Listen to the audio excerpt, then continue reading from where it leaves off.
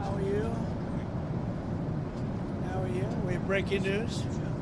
Everything good? Israel, as you know, turned back. They didn't do that raid this morning, fortunately. That was a big thing. Appreciate it. They had a lot of planes going, and they were going to do something, and they didn't do it. And we're happy about that.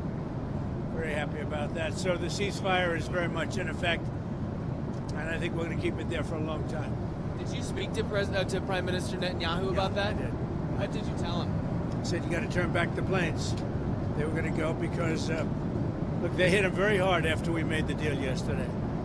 They were entitled to, but nobody thought that would have happened. But they hit him very hard, and that shouldn't have happened. And then, as you know, Iran hit them very hard last night because of that. I don't think they would have, except for the first hard hit.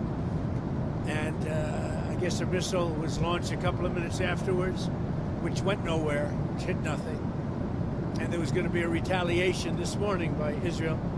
And I said, you got to call back the planes. It's enough. It's enough. And they did, which I respect very greatly. So nobody was killed. That was the story. But they had a lot of planes going in the wrong direction. You know that, right? Do you want any consequences for Israel or Iran for breaking? They didn't do anything. No, they didn't do anything. They would have if I put out a statement on truth, and they didn't do anything. Sir, how are you confident that this might not happen again? Say in a couple weeks that... Tired of it. I think they don't want it to happen again. And Iran's not going to have a nuclear weapon, by the way. I think it's the last thing on their mind right now. Mr. President, did Iran make any commitments yesterday about uranium enrichment? About what? About uranium enrichment. They're not going to have enrichment, and they're not going to have a nuclear weapon, and they know that. They're going to get on to being a great trading nation. You know, they're very good traders. And they're going to be a great trading nation, and they have a lot of oil. They're going to do well. They're not going to have a nuclear weapon. So did they The promise? last thing on Iran's mind right now is nuclear weapons. Can you clarify what you meant when you mentioned regime change in your Truth Social post the other night? Which?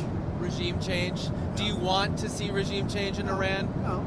If there was, there was. But no, I don't want it. I'd like to see everything calm down as quickly as possible.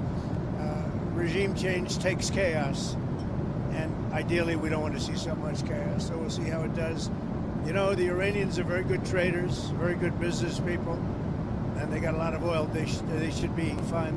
They should be able to rebuild and do a good job. They're never going to have nuclear, but other than that, they should do a great job, which is exactly where I've been saying for years, you cannot let Iran have a nuclear weapon. But we're going to be with, where's Marco? I think Marco's here someplace. You know, our great Secretary of State. But we cannot let them have a nuclear weapon. They won't have a nuclear weapon. And I will tell you, the last thing on their minds is nuclear weapons.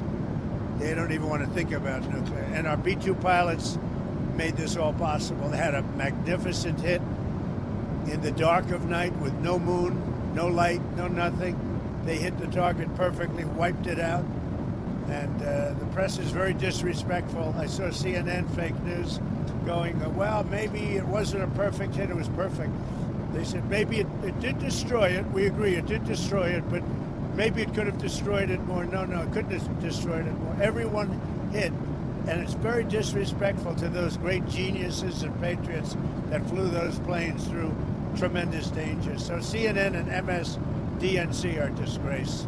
And so are the others. I mean, they're pretty much all a disgrace. But it's an amazing period of time. Now we're going to NATO, and we'll get a new set of problems. We'll solve a new set of problems. Do you think you'll meet with Zelensky when you're there? Yeah, probably. I'll see him. Yeah. What would you say to him? Say, how you doing? He's in a tough situation. Should have never been there. Sir, you said a couple days ago that you didn't think the U.S. should have to agree to the 5% increase in GDP on defense. No. Do you want to? I was the one that said that's what they should be paying, as you know.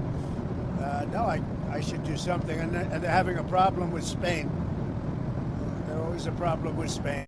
Because Spain's not agreeing, which is very unfair to the rest of them, frankly. So the U.S. won't be increasing our GDP to 5%. We should pay what everyone else, you know, they're in Europe, we're not. You know, a lot of that money goes to rebuilding their bridges, their roads, so it can take heavy equipment. And, you know, We don't have any roads in Europe. We don't have any bridges in Europe. So, no, it wouldn't be quite the same thing for us. But we're with them. Are you still committed to Article 5 of NATO? It depends on your definition. There's numerous definitions of Article 5. You know that, right? But I'm committed to being their friends. I've become friends with many of those leaders, and I'm committed to helping them. What do you want the role of NATO to be going forward once these other countries are spending more? By having a unified system, I think we're going to have stronger peace, better peace, and I think we have that. When I went to NATO, they were broke. When I first started this whole thing, it seems like a long time ago, 9 years, right? But they were broke. I knew it immediately. I said, you guys are broke. They weren't paying their dues. 7 of the 28 countries, at the time it was 28, were paying their dues, but they weren't paying very much. NATO was broke. And I said, you're going to have to pay. And we did a whole thing, and now they're paying a lot. Then I said, you're going to have to lift it to 4% or 5%, and 5% is better. And I guess they're voting on that today, but they're going to be lifting it to 5%. That's good. It gives them much more power. Mr. President, if there's language in the final summit declaration about aggression by Russia, would you be okay with that kind of language? Well, I'll have to take a look at it, but I'd like to see a deal with Russia. As you know, Vladimir called me up. He said, can I help you with Iran? I said, no, I don't need help with Iran. I need help with you. And I hope we're going to be getting a deal done with Russia. It's a shame. 6,000 soldiers died last week. More, 6,500 soldiers died last week. Russia, Ukraine, a war that never would have happened if I was president. So enjoy your flight. Let me ask you one more follow-up. In your comments just now about Article 5, that will probably make some people in Europe concerned. Can you clarify what you mean? Are you still committed to mutual defense? I'm committed to saving lives. I'm committed to life and safety. And I'm going to give you an exact definition when I get there. I just don't want to do it on the back of an airplane. Okay? And one other question on energy. What's your take on the oil price situation right now, and are you concerned? I love it. It dropped almost $10 yesterday. I put out a statement, get it down, because a lot of people aren't able to do things when the energy goes down.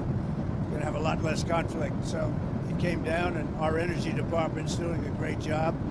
We're drilling like we've never drilled before. We're keeping it down. We're going to keep it down until all these wars are settled. Thank you very much, everybody. I'll see you. Iranian sleeper cells in the United States.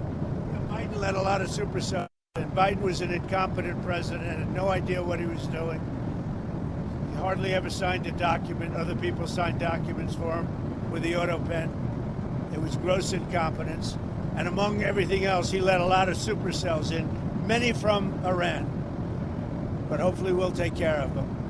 What Biden did to this country should never be forgotten. Do you think you'll get the Nobel Peace Prize now, sir?